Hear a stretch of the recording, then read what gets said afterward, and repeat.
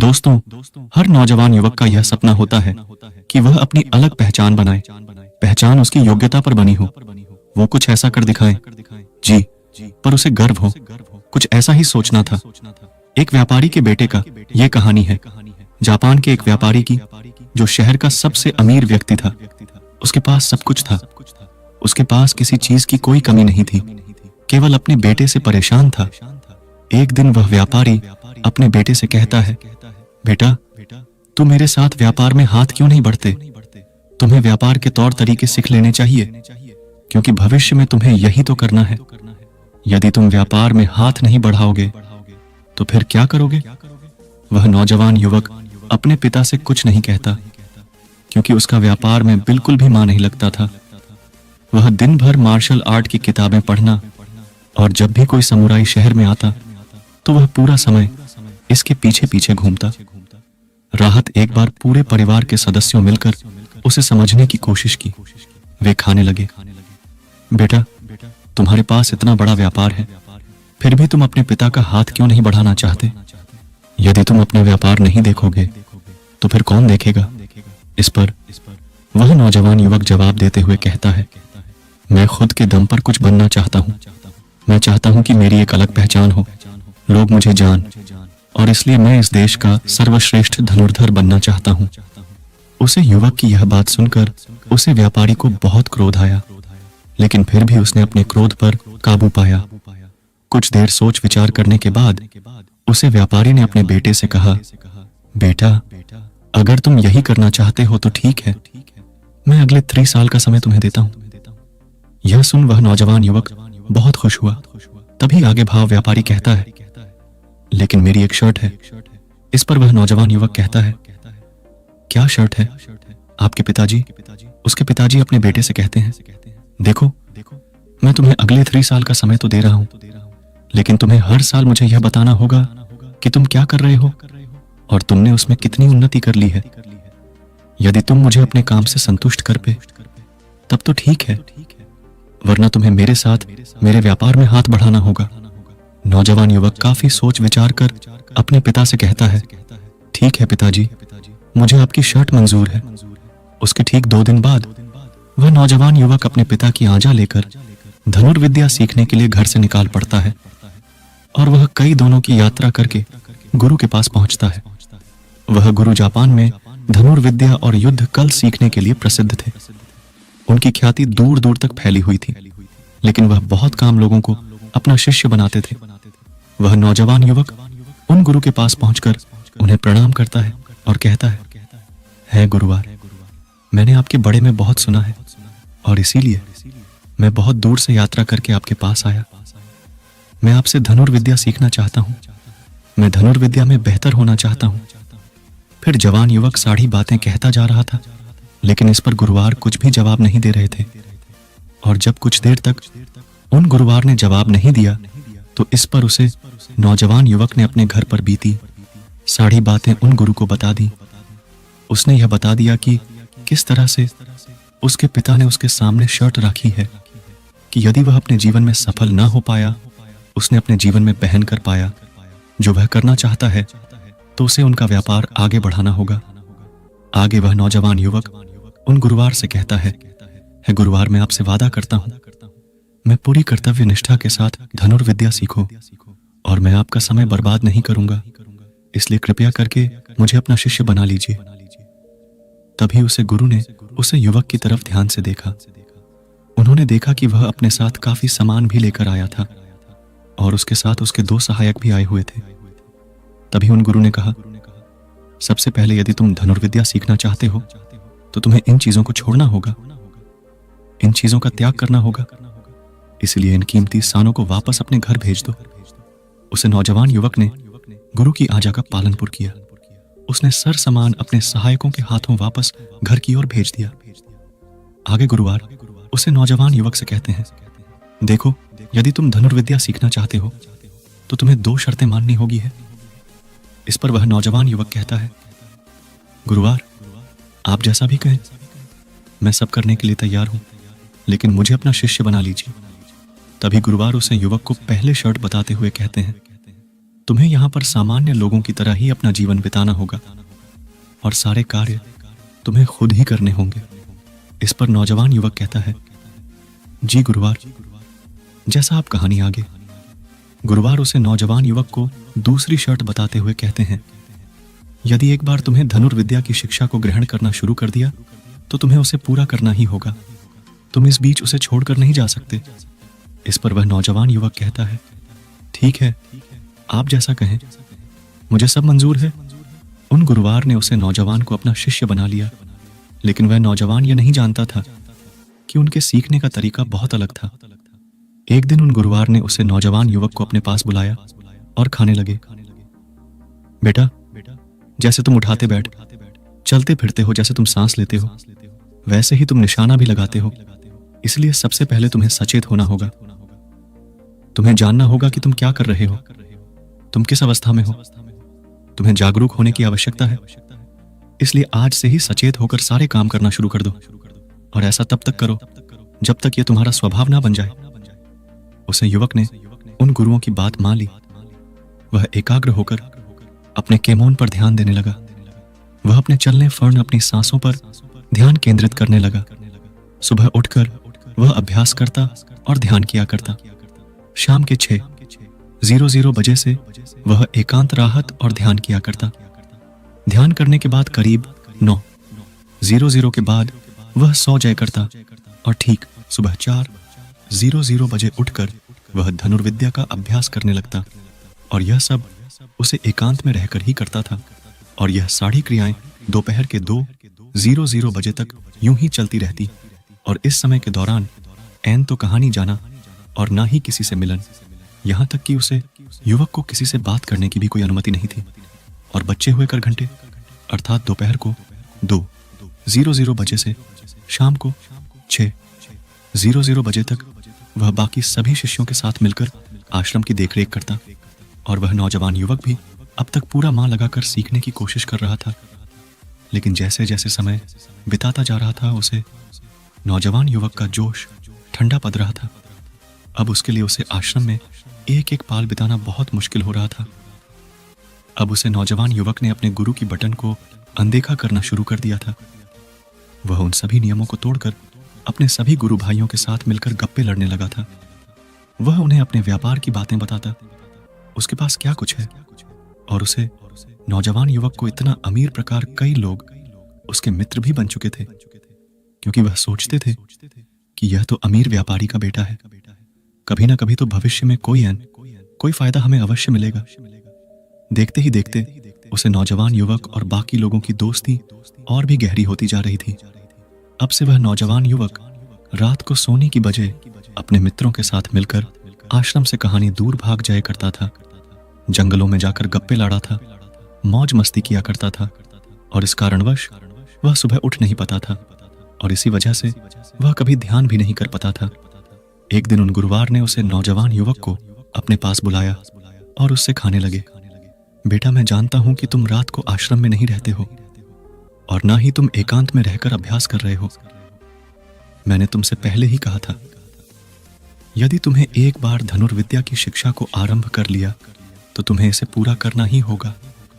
और तो और तुमने मुझे वादा किया था कि तुम पूरी कर्तव्य निष्ठा के साथ धनुर्विद्या की शिक्षा को ग्रहण करोगे और मेरा समय बर्बाद नहीं करोगे।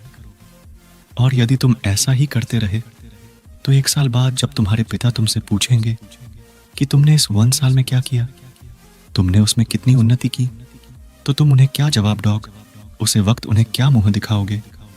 इस पर वह नौजवान युवक कहता है गुरुवार, आप सत्य कहते हैं। जब मैंने शुरू किया था तो मेरे अंदर उत्साह था, मेरे अंदर धनुर्विद्या सीखने की जिज्ञासा थी, लेकिन तब मैं यह नहीं जानता था कि मुझे अकेले रहकर अभ्यास करना होगा। एकांत रहकर मैं थक चुका हूं और यह मुझे बहुत कठिन लगता है। मेरा एक एक पाल जैसे मुझे काटने को दौड़ता है। जब भी मैं ध्यान करने बैठता हूं तो मेरा मां यहां वहां भगत राहत है और मैं ध्यान नहीं कर पाता, और इसी कारण मेरी चिंता और भी बढ़ जाती है। मुझे समझ नहीं आता कि यदि मैं ध्यान नहीं कर पाऊंगा तो मैं अपने अभ्यास को पूरा कैसे कर पाऊंगा। और साथ ही जब मैं एकांत में राहत हूं तब भी मेरे माँ में तरह तरह के विचार चलते रहते हैं। मैं इसे पीछा छुड़ाना चाहता हूँ, लेकिन मैं इसे पीछा छुड़ा नहीं पाता। इस पर गुरुवार मुस्कुराने लगे और उसे युवक से कहते हैं, बेटा जी, अकेलेपन से तुम भागने का प्रयास कर रहे हो। इस अकेलेपन में बहुत ताकत होती है, इसे तुम्हें समझना चाहिए। किंतु फिर भी यदि तुम इस अभ्यास को बीच में छोड़कर जाना चाहते हो तो मैं तुम्हें नहीं रोकूंगा। तुम जा सकते हो, लेकिन जान से पहले मेरी बस एक बात मान लो। इस पर नौजवान युवक कहता है, ठीक है, बताइए आप क्या चाहते हैं। तभी गुरुवार कहते हैं, बेटा यहां से एक दिन की दूरी पर एक बहुत ही बड़ा पहाड़ है। तुम्हें वहां पर पूरा दिन बिताना है और सुबह तुम्हें वहां पर एक बाज नजर आएगा। उसे बाज की हरकतों पर तुम्हें ध्यान देना है। ध्यान रखना, उसका तुम्हें शिकार नहीं करना, बल्कि उसकी हरकतों पर तुम्हें ध्यान देना है। वह क्या कर रहा है, क्यों कर रहा है, उसे ध्यान से देखना है। उसकी हर एक हरकत को तुम्हें समझना है। और जब तुम अगले दिन वापस लौट कर आओगे तो मैं तुमसे केवल एक सवाल करूंगा। यदि तुमने उसे सवाल का सही जवाब मुझे दे दिया तो मैं तुम्हें जान से बिल्कुल भी नहीं रोकूंगा। उसे नौजवान ने काफी कुछ सोच विचार किया और उसके बाद वह गुरु की बात मान जाता है। बहू ने प्रणाम करके उसे पहाड़ की छोटी की ओर चल पड़ता है। देखते ही देखते वह एक दिन का सफर तय करके उसे पहाड़ की छोटी पर पहुंच गया और उसने पूरी रात वहीं पर बीते और अगली सुबह होने से पहले ही वह उसे बस को ढूंढने लगा। वह जब यहां वहां देख रहा था तभी उसकी नजर उसे पहाड़ की छोटी पर पड़ी। उसने देखा कि एक सुनहरा बस चट्टान की छोटी पर बैठा हुआ है और पहाड़ के नीचे घाटियों की ओर ध्यानपूर्वक देख रहा है।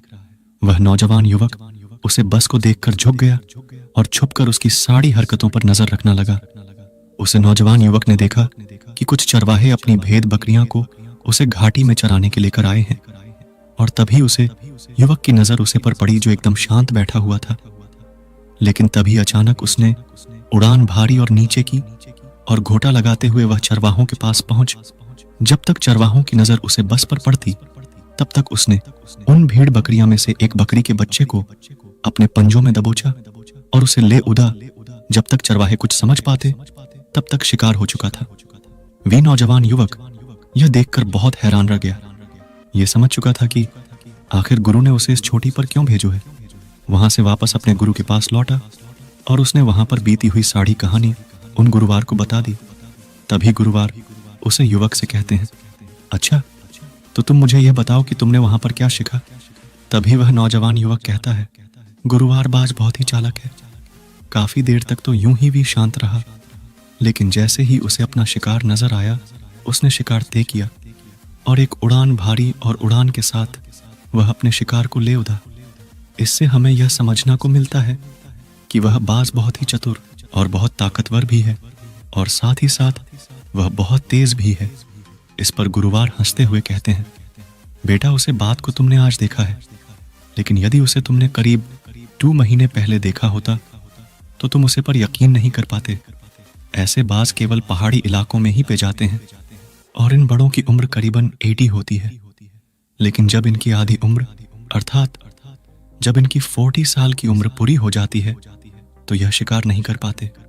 उससे एक महत्वपूर्ण निर्णय लेना पड़ता है, क्योंकि इस अवस्था में उसके शरीर के तीनों महत्वपूर्ण अंग बेसर होने लगता है। पहले पंजे जो कि लंबे और लचीले हो जाते हैं और शिकार पर पकड़ बनाने में कमजोर होने लगता है। दूसरा कोंच जो कि आगे की और मर जाती है और भजन निगलने में मुश्किलें होने लगती हैं।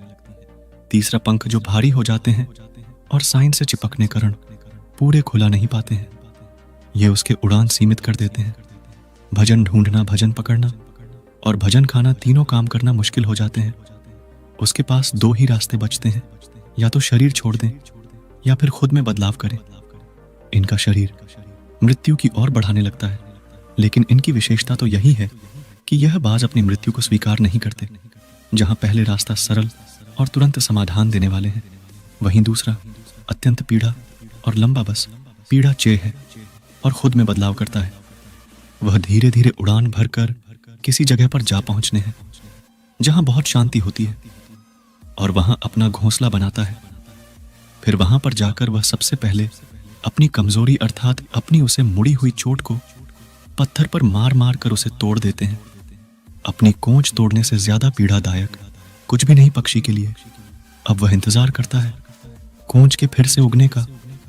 उसके बाद वह अपने पंजे भी इस प्रकार तोड़ देता है और इंतजार करता है पंजों के दोबारा उगने का। और देखते ही देखते इनके पंजों में नए नाखून आते हैं। नई सोच और पंजे आने के बाद वह अपने भारी पंखों को एक एक कर नोच कर निकलता है और प्रतीक्षा करता है पंखों का फिर से उगने का। और इस क्रिया में पूरे 3 महीने लगता है और 3 महीना के अंदर इन पंजों का एक नया पुनर्जन्म होता है और तब उसे मिलती है वही भाव और ऊंची उड़ान, पहले जैसी नहीं। इस पुनर्जन्म के बाद वह 30 साल और जीता है ऊर्जा, सम्मान और गरिमा के साथ। आगे गुरुवार इस नौजवान युवक से कहते हैं, तुम उसे बाज की तारीफ कर रहे हो जो अकेले रहना पसंद करता है, शांत रहना पसंद करता है, जो पूरे 3 महीने एकांत में रहकर तपस्या करता है, अपने आप को शिकार के लायक बनाता है, तब जाकर वह कहानी शिकार करने योग्य बन पाता है। तुमने देखा होगा कि जो भी ताकतवर इंसान है वह हमेशा एकांत ही राहत है, लेकिन जो व्यक्ति कमजोर है, जिसके अंदर तरह तरह की कमियां हैं, वह लोगों के बीच छुपाने का प्रयास करता है। आगे गुरुवार उसे नौजवान युग से कहते हैं, मेरी बात ध्यानपूर्वक सुनो। यदि तुम अपने जीवन में सफल होना चाहते हो, अपनी पहचान बनाना चाहते हो, तो सबसे पहले दिशाहीन से दृढ़ निश्चय वाले बने। क्योंकि जब तुम खुद के लिए समय निकलते हो, जब तुम एकांत रहने का चुनाव करते हो, तो तुम अपने दिन में जो भी काम कर रहे हो उसे पर तुम ध्यान दे पाते हो, तुम सचेत हो पाते हो और साथ ही तुम किसी भी चीज पर सही निर्णय भी ले पाते हो। और एकांत आपको हमेशा कुछ ना कुछ नया सीखना ही राहत है। आगे गुरुवार उसे युवक को दूसरी बात बताते हुए कहते हैं, आज जो मौका तुम्हारे पास है वह मौका तुम्हें दोबारा नहीं मिलेगा। इसीलिए इस मौके की कीमत को समझो, क्योंकि तुम्हें एकांत खुद को बनाने के लिए मिला है। तो अपने जीवन में देखो, उसे समझो और उन कमियों को दूर करो।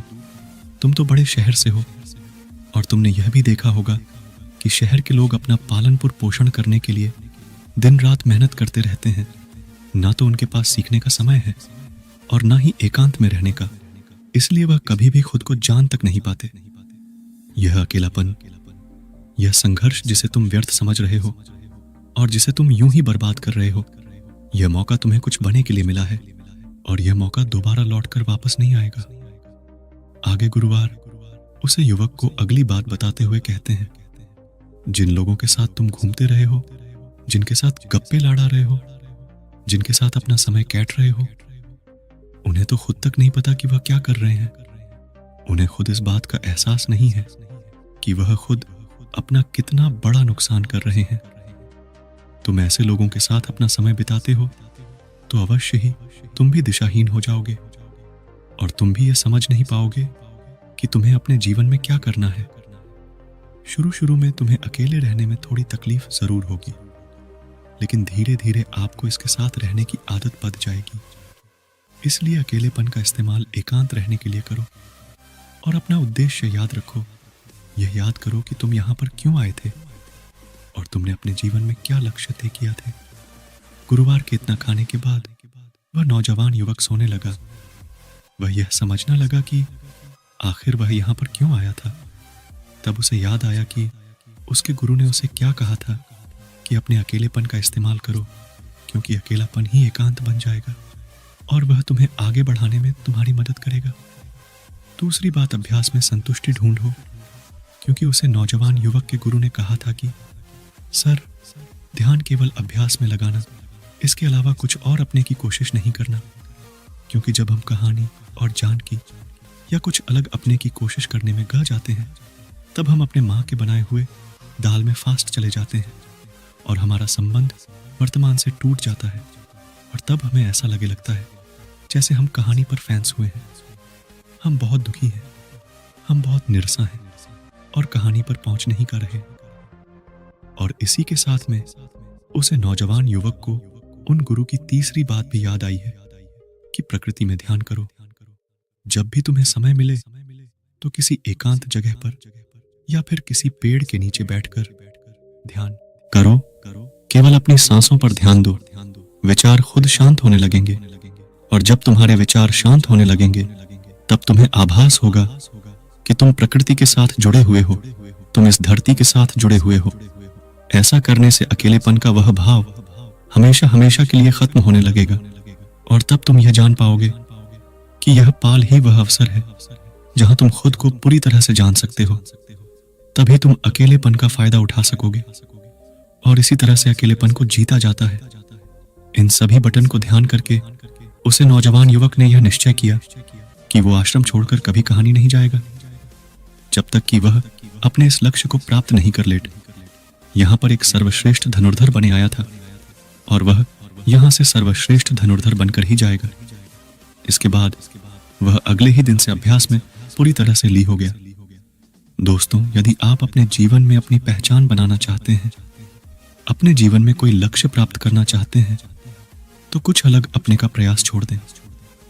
क्योंकि जब हम कुछ अलग और कुछ खास अपने का प्रयास करने ग जाते हैं, तब हम यह भूल जाते हैं कि हमारा लक्ष्य क्या है और हम अपने लक्ष्य से दिशाहीन होने लगता है और इसी कारण हम अपने लक्ष्य तक कभी पहुंच नहीं पाते, क्योंकि हमारा माँ हमें कुछ अलग अपने के लिए निरंतर प्रेरित चला रहा है और इसी कारण हम अपने माँ के दाल में फांस चले जाते हैं और हम अपने लक्ष्य पर ध्यान नहीं दे पाते।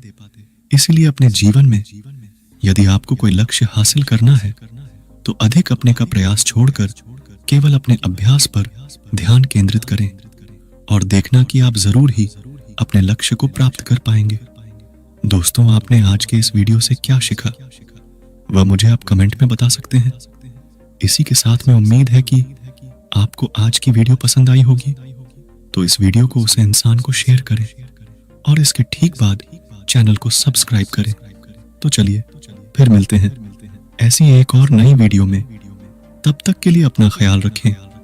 धन्यवाद और नमो बुधाय धन्यवाद।